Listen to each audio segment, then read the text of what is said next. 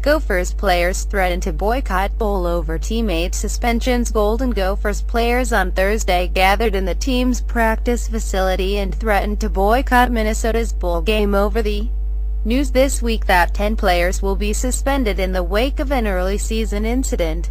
The Minneapolis Star Tribune first reported the team's plans, and shortly thereafter wide receiver Drew Wolitarsky led a full contingent of Gophers in reading a prepared statement to the media.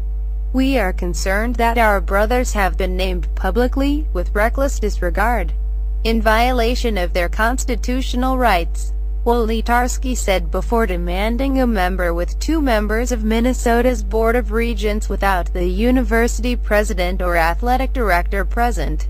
"The purpose. Effective immediately, we will boycott all football activities," Wolitarsky said. "The boycott will remain in effect until due process is followed and the suspensions for all 10 players are lifted." The wild turn in this story comes 2 days after the school announced the punishments for a group of players stemming from a sexual assault allegation in September.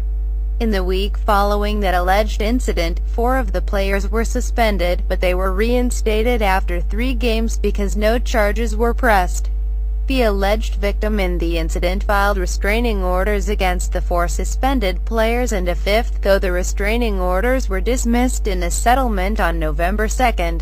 Weeks after the criminal investigation concluded, the university opted to deliver the latest suspensions.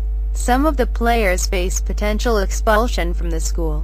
Gophers players met Thursday, the Star Tribune reported, then spoke to head coach Tracy Claeys about their intentions to boycott. The team is scheduled to face Washington State in the Holiday Bowl in San Diego on December 27. And the statement asked for the bowl committee to be patient as the school considers the players' demands. The seeds of this appeared to germinate on social media earlier in the day, when several Gophers players took to Twitter to post various messages of support for the players with the hashtag we had enough. The Gophers went 8-4 this season to make their 5th straight bowl appearance.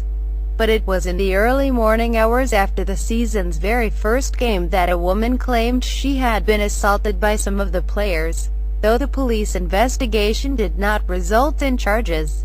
The university's Office for Equal Opportunity and Affirmative Action conducted its own investigation, culminating in Tuesday's suspensions of DB Ray Buford, RB Carlton DJAM, DB Keontae Harden, DB Dior Johnson, DL Tamarian Johnson, QB Seth Green, RB Kobe McCrary, QB Mark Williams, DB Antoine Winfield Jr., and DB Antonio Sheno.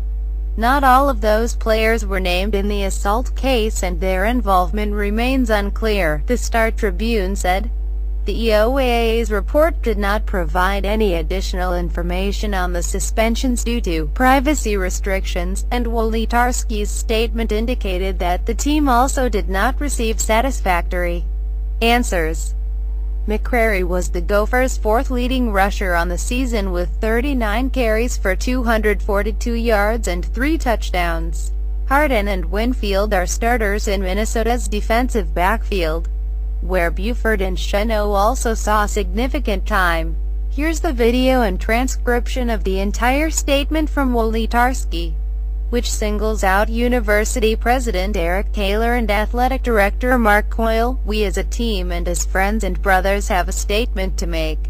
We, the United Gopher football team, issue this statement to take back the reputation and integrity of our program and our brothers that have faced unjust Title IX investigation without due process.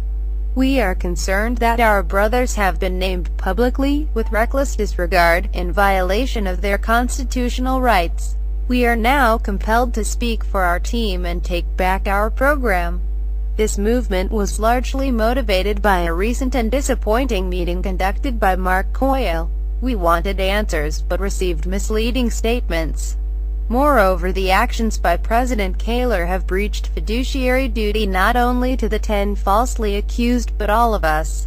We demand a meeting with Board of Regents Shu and Rocha, without the presence of Taylor and Coyle, to discuss how to make our program great again."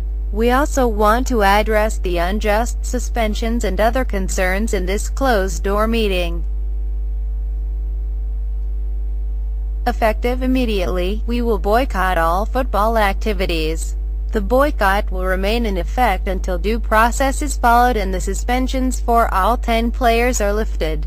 We further request that Kaler and Coyle issue an apology and demand that these leaders are held accountable for their actions.